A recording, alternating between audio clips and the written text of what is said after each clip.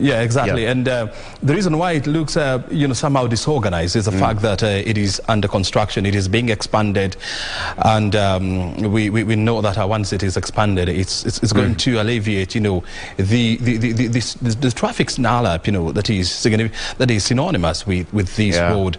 And as you're saying, I think we are not seeing. We are used to seeing the casket, being moved in a slow motion kind of, but today I think the military is aware that time is of essence here, and bearing in mind that they are traveling to Othaya, which is about 120 kilometers from here, then time here, is going to be an issue that they really have to deal with. So let's see whether they are going to, from Kenyatta Avenue, whether they are going to take left to Uhuru Highway or they are going to go straight to Kenyatta Avenue. And there you go, Uhuru Highway it is. Oh, they've taken Uhuru Highway, that's right. That's Uhuru Highway. Oh, so the next junction is actually... It's going to be University Way, right? University Way, yeah. So they're going to take...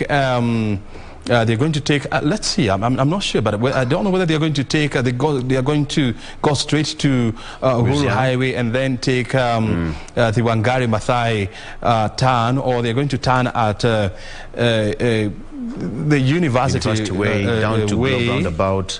Yeah.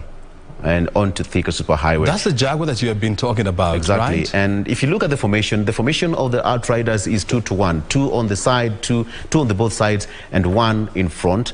In terms of security, there's just a clear indication that, not a full outriders as we would expect with the sitting head of state, but still, a formation is here. Actually, it's 2-2-1-1. 1 is at the back. There you have it, O'Brien. Let's see the direction. Oh, yeah, I think, they have just passed the University. So I think they're going to take the Wangari Maathai route. They're heading towards, so to speak, museum.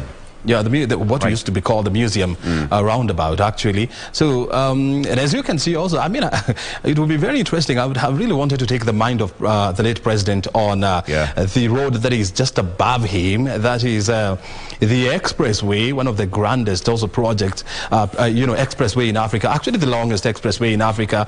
And I would have really wanted to hear, what would have been his thought. And at this moment, I think it's good to bring the people in studio that we have.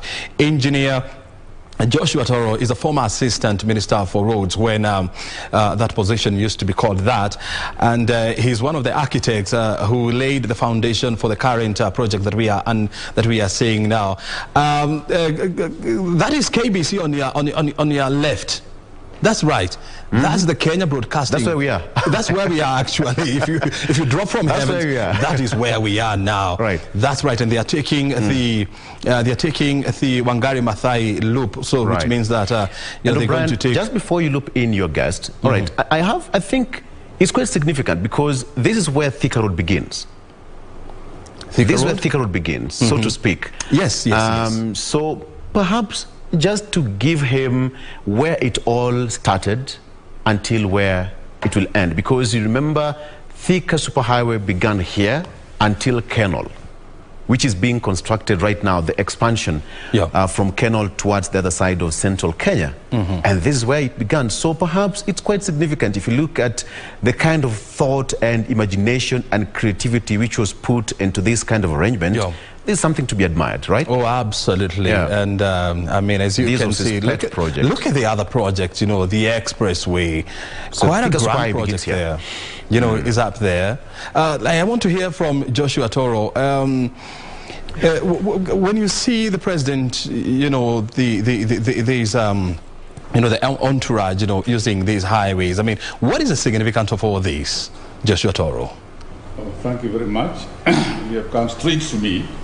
Without even myself saying hi. You can say hi, that's fine. Good morning, viewers.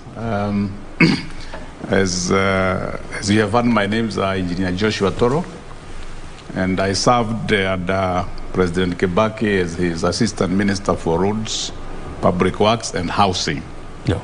And as you have pointed out, some of these concepts are the ones that Kibaki initiated in 2003 when he formed the government.